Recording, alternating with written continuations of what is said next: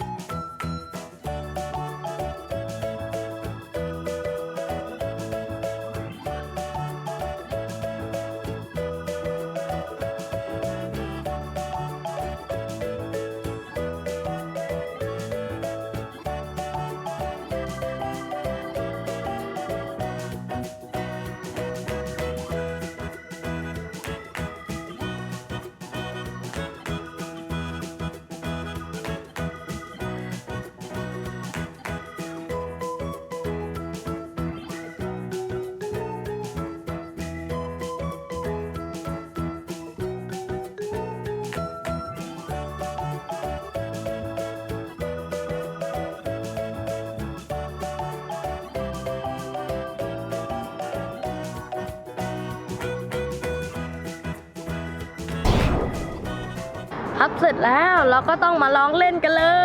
ย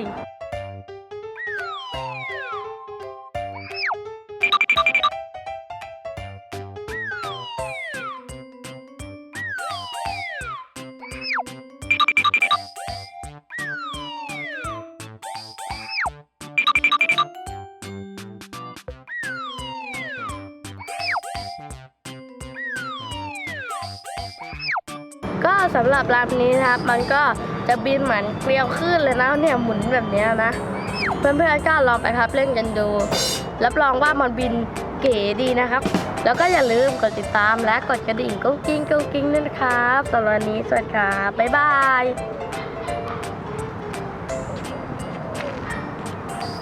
ย